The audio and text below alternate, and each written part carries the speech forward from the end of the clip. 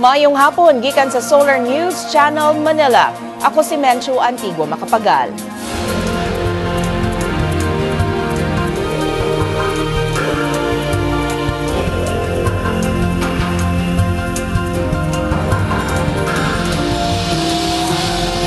Ani ang mga balita alang sa Kabisayan ug Mindanao. Atong unahon ng dagan sa panahon tungod sa low pressure area, ani si Pat Fernandez. Pat?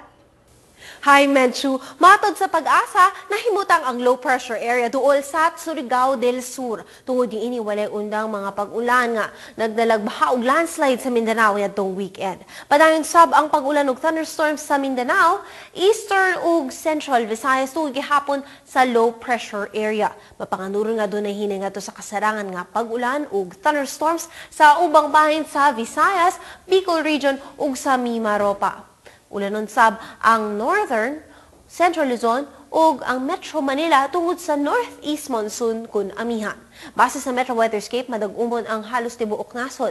Kasarangan ng pag-ulan sa silangang bahin sa Luzon ug Visayas, samtang kusog ang pag-ulan sa Zamboanga Peninsula. Sa Visayas, ulanon ang Borongan ug dunay thunderstorm sa Dumaguete, Tagbilaran, Iloilo, Tacloban ug Metro Cebu. Sa Metro Cebu, ulanon gihapon hangtod sa Biyernes atol sa pagtapos sa novena sa Senyor Santo Niño. Ug sa Mindanao, ulanon ang Cotabato ug Butuan ug dunay thunderstorms sa General Santos City, Cagayan de Oro, Zamboanga ug Metro Davao. Sa Metro Davao, ulanon sab hangtod sa pagtapos sa semana.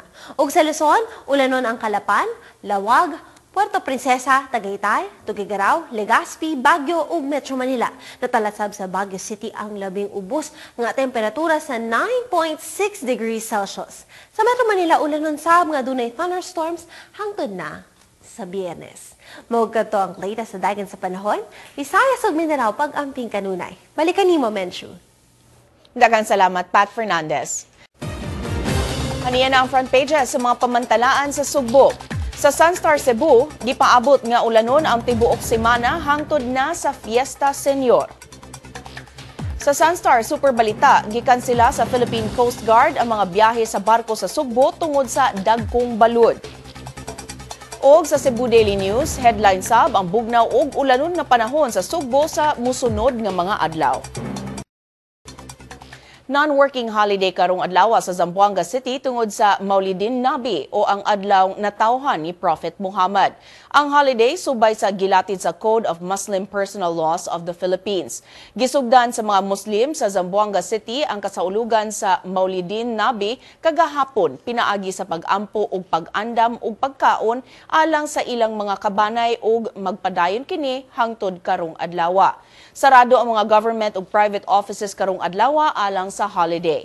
Gawa sa Zamboanga City, gisaulog sab kini sa Autonomous Region in Muslim Mindanao sa mga probinsya sa Lanao del Norte, North Cotabato, Sultan Kudarat ug sa mga syudad sa Cotabato, Iligan ug Pagadian. Sa Zamboanga del Sur, giisyuhan na sa ilang mga armas ang kapin gatos ka mga bag-ong sundalo. Si Jong Cajon sa detalye. Jong? Mencho, gihimo niya itong Sabado sa 1st Tabak Infantry Division sa Philippine Army ang entrustment of firearms ceremony aron formal nga issue sa mga service firearms ngadto sa 137 ka mga bag-ong sundalo.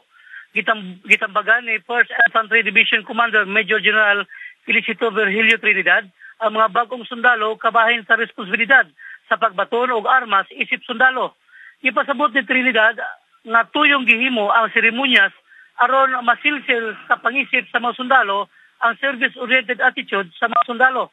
Gitambungan ang seremonyas sa mga sakop sa pamilya sa mga bagong sundalo. Ang mga newly enlisted soldiers adunay ranggo nga private kinsa mitapos sa 6 ka bulan nga candidate soldiers course niadtong Disyembre. Mencho? Daghang salamat, Jong Cajon, reporting gikan Pagadian City. Formal usab na mibukas ang Pagadian City sa ilang tinuig nga Pasalamat Festival. Gibuksan kini pinaagi sa Agro Fair ug pinaka-contest ang kaganinang buntag sa Plaza Luz. Si Mayor Romeo Pulmones ug Vice Mayor Divina Grace Yu maoy nangulo sa seremonyas. Gipakita sa Agro Fair ang nagkalain-laing produkto sa mga rural agricultural barangay sa syudad. Usa lang ang agri-fair sa mga activities sa usa ka Simanang Pasalamat Festival sa Pagadian City. Atong sayro ng front pages sa mga pamantalaan sa Mindanao. Sa Sunstar Davao, padayon gihapon ang pag-ulan o pagbaha sa Davao Region tungod sa low pressure area. Sa Bandera Mindanao, nag-landslide sa Mount Liwata sa Compostela Valley tungod sa padayong pag-ulan.